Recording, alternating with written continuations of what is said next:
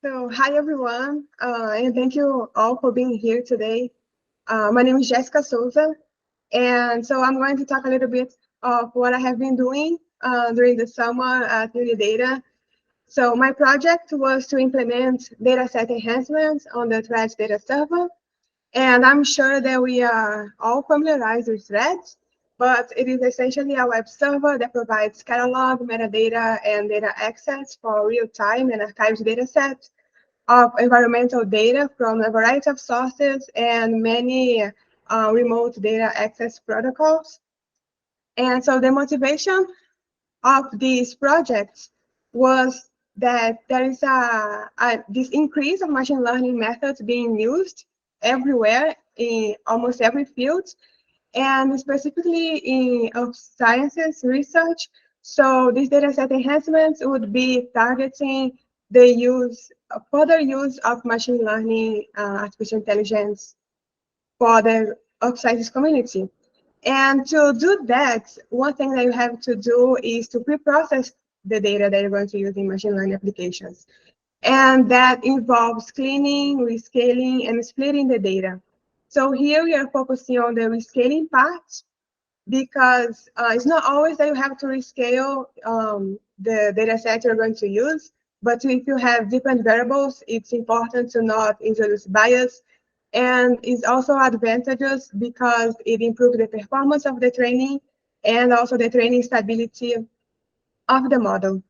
So the two most common ways that you can rescale your data is when you standardize it or normalize it. And I'm going to talk a little bit about this too now. So the first one, when we standardized the data, it's also found, you can found it's being called z-score or standard scalar. And essentially you subtract the mean of all your data points and divide by the standard deviation. And with that, you get this variable s, where it has a mean 0 and a standard deviation of 1. And the next one is the normalization.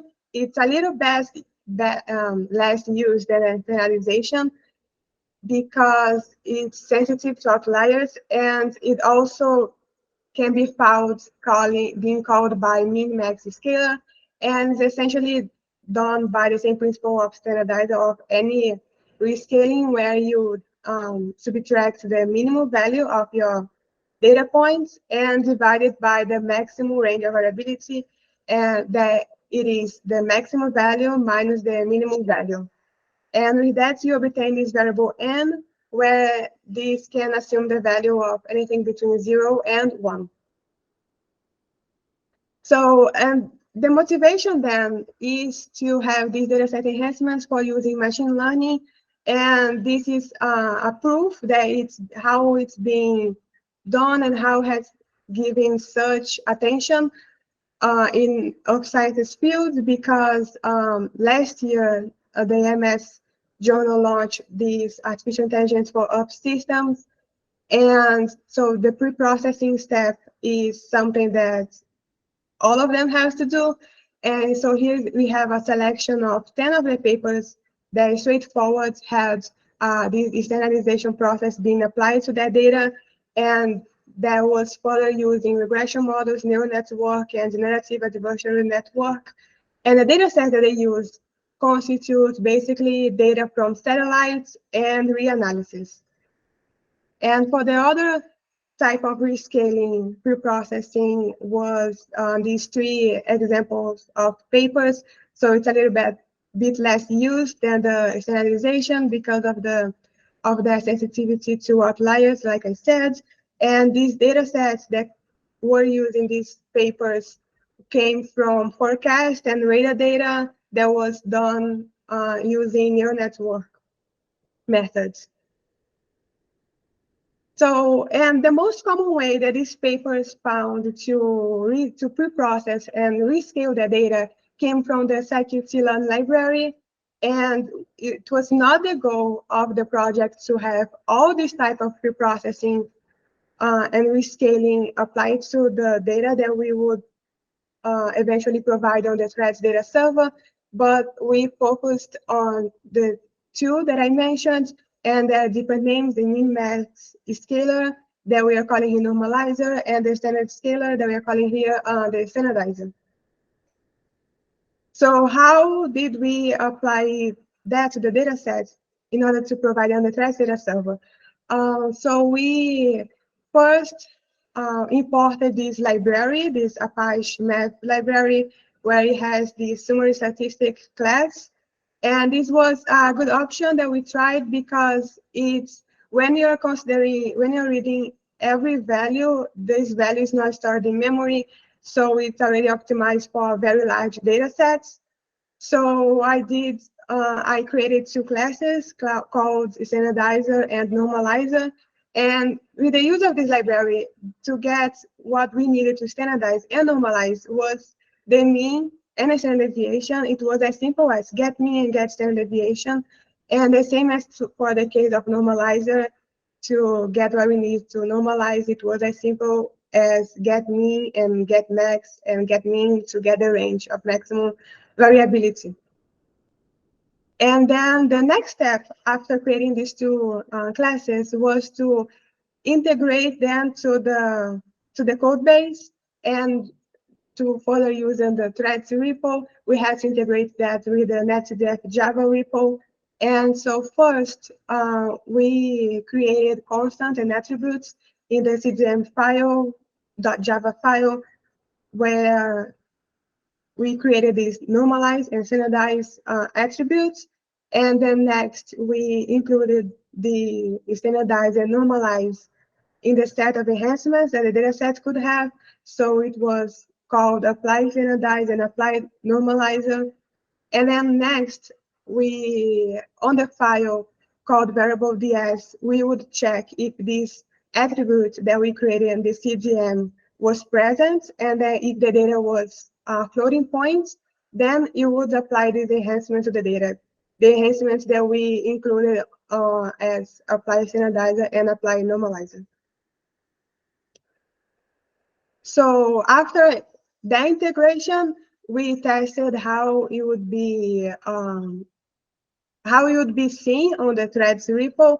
So this could be achieved by changing the catalog.xml through the NetDef markup language, where you would create these data sets, but you would not by any means replace or change the original data sets. So here we have an example of these enhancements being called, so called all, that we included these enhancements to the set of the other enhancements that are applied to the data, and the attributes that we include in the CDM also being called here for this specific variable, generic variable called scaled var. So it would be applied to standardize in this case, and the normalize in this other example. And next, we wanted to make sure that the output from the standardized and normalized that we were getting was expected. So we had some tests, and this first one, test converts, it was making sure that we got these expected values for how it was standardizing and normalizing, but also make sure that it was able to handle a name or an array of equal values, because in that case we would have zero in the zero, so the standard deviation would be zero, and the range of variation would also be zero. And also some more simple tests like the variables that we need to do this both rescaling, make sure that it was working the mean standard deviation for doubles and floats, and the same thing for the normalizer when it was counting the minimum and the range that included the maximum and the minimum value of the array of data. So here we have an example of a test that also includes reading a variable from the MCML file. So it was make sure that it was reading this file and make sure that it was working in this example on the right for the standardizer, that it was working for data types of double and floats. And in the case that we would pass an int, nothing would be done to the data, so it would return the same thing. And the same thing would happen if we had an array of equal values. The same data would come back and nothing would be applied to them. So As a result, it is we could all check how this is already on the thread test server. We have here highlighted the folder that this additional data set is being included, where we have the standardizer and the normalizer. Initially, now for limited data sets from our products for goals and the GFS forecast. And if you go inside one of them and to the preview tab, we can see the inclusion of an additional notebook that you could visualize how these rescaled variables are. And this is an example of what's inside this notebook. But this is also this visualization can also be done through the already existence on the Threads data server, the Godiva tree. And here we have an example of a random variable from the GFS, where this is the rescaled data, where we can see on the right here, the highlighted the range, that this is varying -3 and 3, because this had a bit of a high standard deviation. And also, we included here a performance test of how these affected the time they would get to read and process, rescale all this data. So for example, on the left here, we have for the GFS, and we see this increase.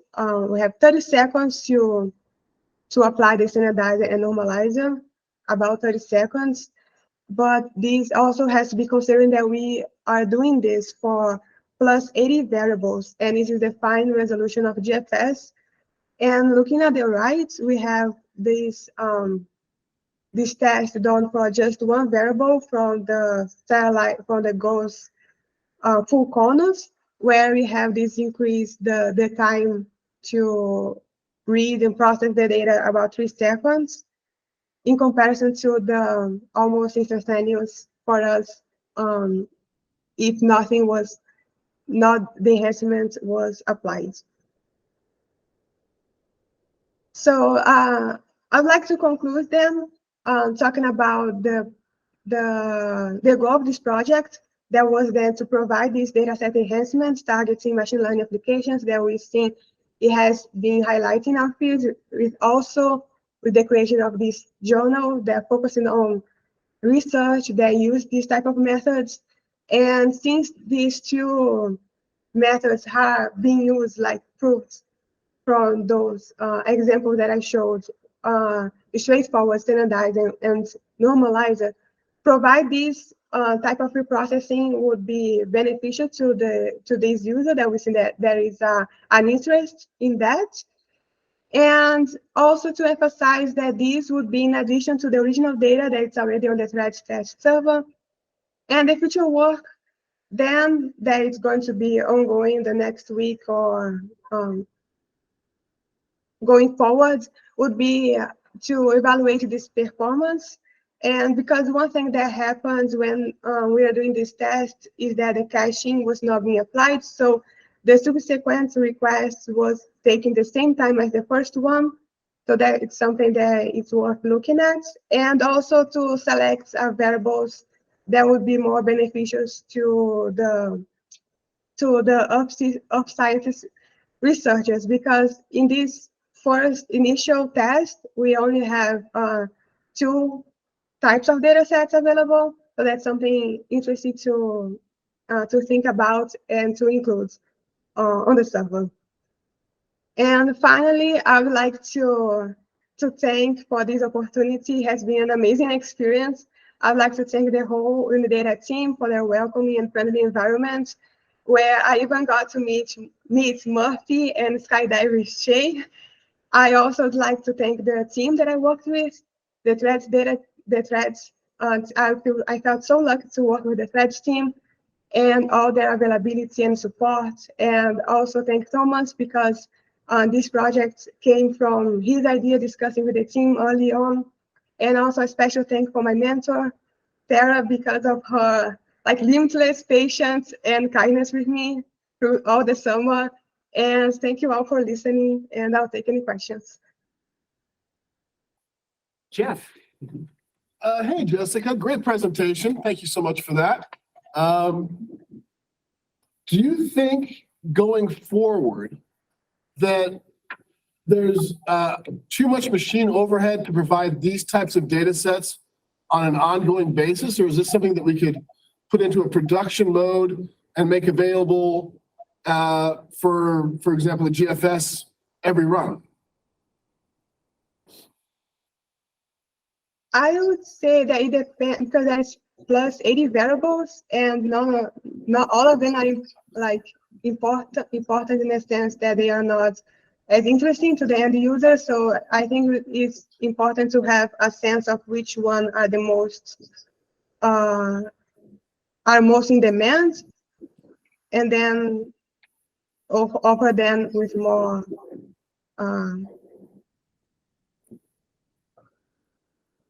offer them more less time between the requests.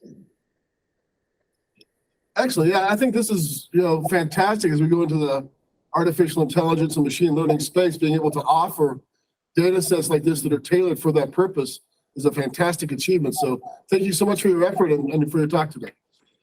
Thank you for your question.